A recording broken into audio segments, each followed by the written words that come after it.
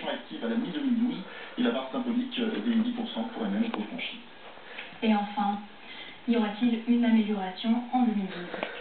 Plus de chômage, c'est moins de pouvoir d'achat, plus de prudence et plus d'épargne. Les ménages ont tendance en effet à constituer des bas de laine. Une spirale défavorable à une reprise de l'économie. L'activité ne repartirait qu'à compter du deuxième trimestre 2012 avec une croissance du PIB de 0,1%. La reprise s'annonce donc lente. Seule note positive, comme me l'indiquait Sandrine Buchen, chef du département de la conjoncture de l'INSEE, au printemps, on peut espérer une relance du commerce extérieur grâce à des exportations vers des pays comme le Japon qui est en pleine reconstruction suite au tremblement de terre de mars dernier. Et puis il y a aussi les États-Unis et la Chine dont les économies se montrent plus résistantes. Une éclaircie économique donc attendue avec impatience. Merci Franck. Alors la récession vous fait-elle peur? Nous vous avons posé la question sur notre site m6actu.fr et c'est oui pour 64% d'entre vous. Seuls 30% de nos internautes n'ont pas peur de la récession. Sur près de 47 000 réponses, vous pouvez bien sûr continuer à voter.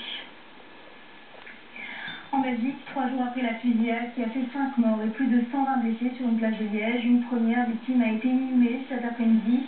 Mehdi, alias Nathan, avait 15 ans. Demain, une marche blanche est organisée dans les rues de Liège.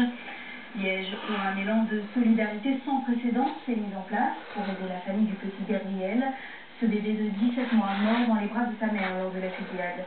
Ravagés par le chagrin et n'ayant pas les moyens de financer les obsèques de leur enfant, les parents ont lancé un appel à l'aide qui a été entendu. Muriel Rouillard. Depuis 3 jours, cette mère de famille revoit la même scène. Mardi dernier, elle attend le bus avec son mari sur la place Saint-Lambert, au centre de Liège. Dans ses bras, le petit dernier, Gabriel, 17 mois. Soudain, l'abribus vole en éclats. Puis j'ai entendu comme le bruit d'armes qui... Ça fusait de partout, il y avait des éclairs bleus, enfin j'ai vu, ça a été très très vite. Donc mon fils n'a pas crié, n'a pas pleuré, mais n'a pas pu imaginer tout de suite qu'il est arrivé malheur. C'est effectivement plus tard qu'Olivia réalise la gravité du choc. Son papa a voulu le sauver en disant de bouche à bouche, mais malheureusement il n'y arrive pas tellement parce que voilà, c'est dans la panique.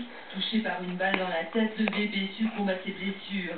Au lendemain du drame, dans le quotidien La Dernière Heure, le journal publie l'interview d'Olivia. Elle raconte son histoire tragique, puis devant ses problèmes d'argent, elle déclare ne pas savoir comment régler les frais des funérailles. La solidarité se met alors en place. Mais c'est pas possible.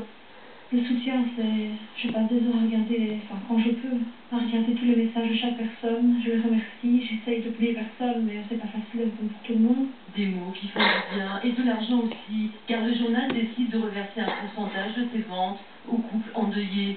Une somme d'argent qui va permettre à cette famille modeste d'organiser les funérailles de Gabriel, qui se dérouleront demain à Liège dans la plus stricte intimité.